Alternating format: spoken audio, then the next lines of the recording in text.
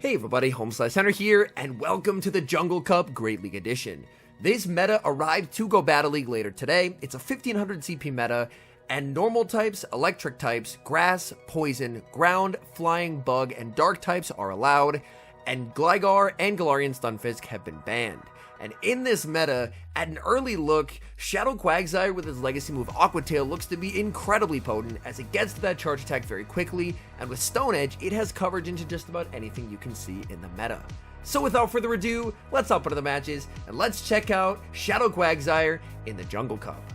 Tough lead in the first match, Skarmory into Steelix. I'm going to save switch into the Shadow Quagsire, and my opponent is going to respond with Guzzlord.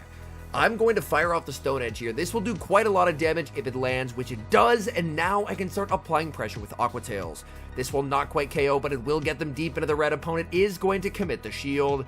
My opponent is going to build up to the back-to-back Dragon Claws, so I just can't shield this, because if I shield, I'm going to have to shield twice.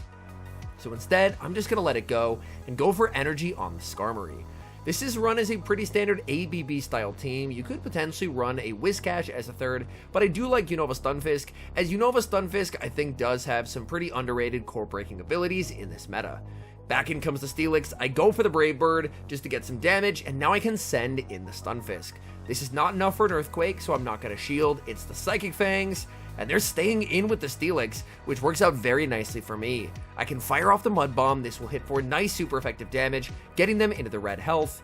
They're going to go for another charge attack, and since I'm debuffed, I am finally going to start using shields. Opponent is going to switch, and in the back they have Skarmory. So the Unova Stunfisk able to put in some very nice work now that the Guzzlord has been baited out by the Shadow Quagsire. So I have Mud Bombs for the Steelix, I have Discharges for the Skarmory, I'm able to get the shield, and now I can send in my own Skarmory. I take advantage of the desync switch timers. I believe this is going to knock me out. The Brave Bird. Oh, I survived on 1 HP, and I could have gotten off a Sky Attack there. So a bit of a misplay on my part, as I could have just got the knockout with the Sky Attack.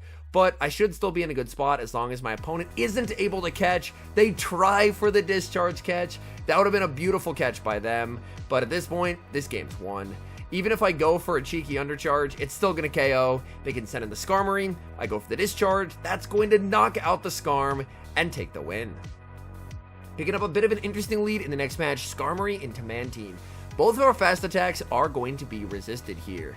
Now Mantine doesn't really have a charge attack that's too threatening to Skarmory. They can go for Ice Beam or Water Pulse. Either way, it's not going to affect too much. And I decide to just go straight for the Brave Bird. Brave Bird is going to connect. I send in the Shadow Quagsire, and my opponent is going to send in Vigoroth. You're going to be seeing Vigoroth absolutely everywhere in this cup, as it's allowed, and it's absurdly strong. Much like the Shadow Quagsire, its coverage is incredibly good. Body Slam is going to connect. I'm going to look to farm up with the Shadow Quagsire. Aqua Tail will not knock out, so I will go for the Stone Edge. The Stone Edge gets shielded. Vigoroth tries for the farm down, but the Shadow Quagsire is too fast. Getting to an Aqua Tail every 4 mud shots. It is lightning fast. I send in the Skarmory. They will be able to make one final charge attack before the Steel Wing gets the KO, and they do go for the Rock Slide. Back in comes the Mantine. Mantine, honestly, I'm fine to just let whatever they throw through here. They only end up going for the Aerial Ace. I'm looking to switch into Stunfisk, and in the back, it's a Quagsire. I do think if you run the Unova Stunfisk, I like Mudshot. There can be Pokemon like Skarmory, but realistically, even without Thundershock, you can still beat stuff like Skarmory. But the Mudshot is really nice to chip away at the health of some of these bulkier tanks, like Steelix, and of course the Quagsire. They can go for Earthquakes, or they can go for Baits. Up a shield, Stunfisk is completely in the driver's seat of this match. I can go for the Mud Bomb just to force the final shield from the opponent, and then I should just be able to farm all the way down.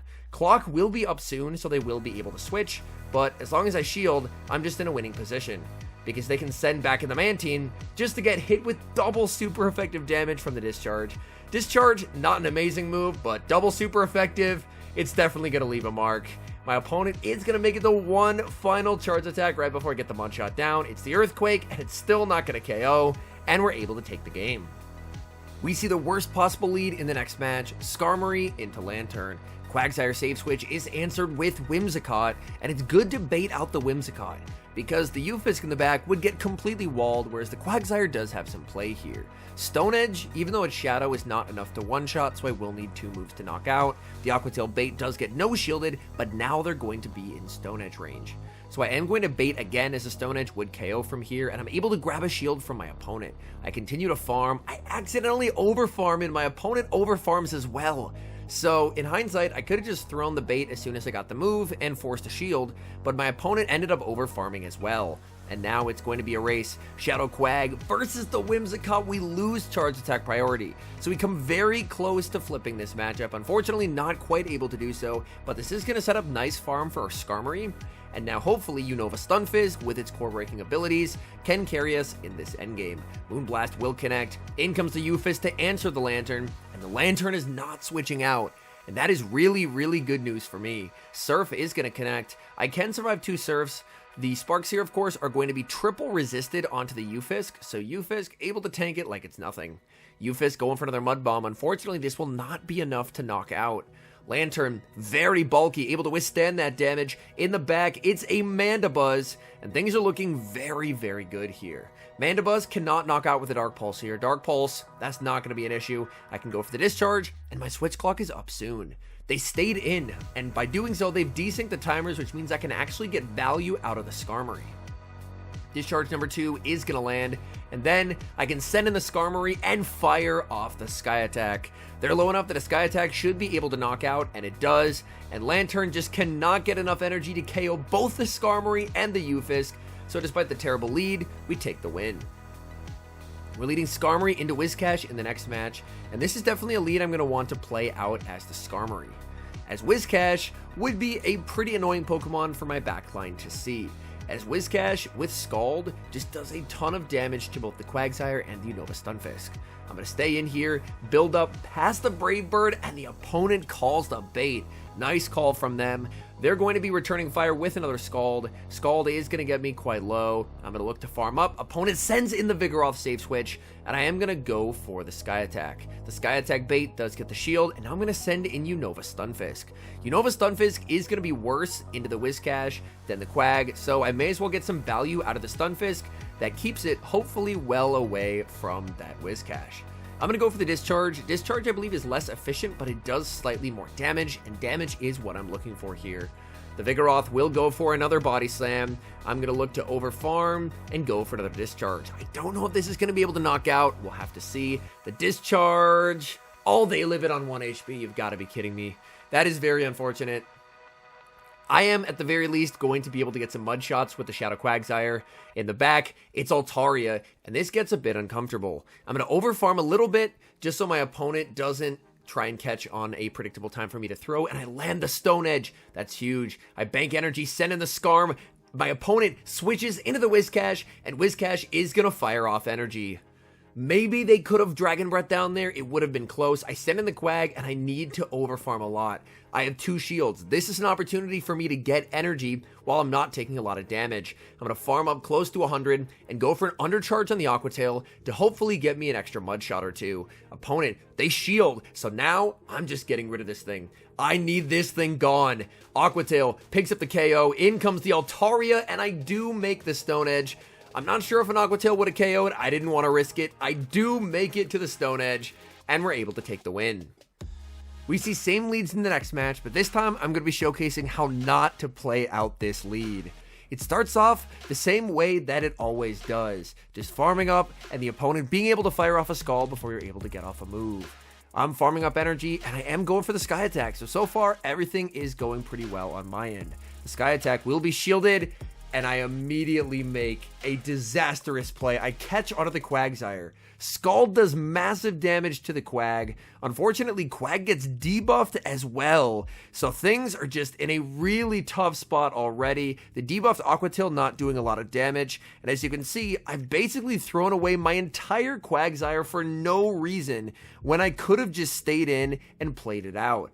Back in comes the Skarmory. I just need to get rid of the Whiscash, because the Whiscash is completely running away with this game. They shield, and oh man, this is just so bad. This is just so bad. The Scald is going to connect. My opponent is going to be able to make it to another move. I'm going to be forced to give up a shield if I want to preserve the ability to reset a debuff. I decide to switch into the Stunfisk, but Stunfisk is going to get outpaced as well. I don't get the farm down. Surely they won't debuff me again.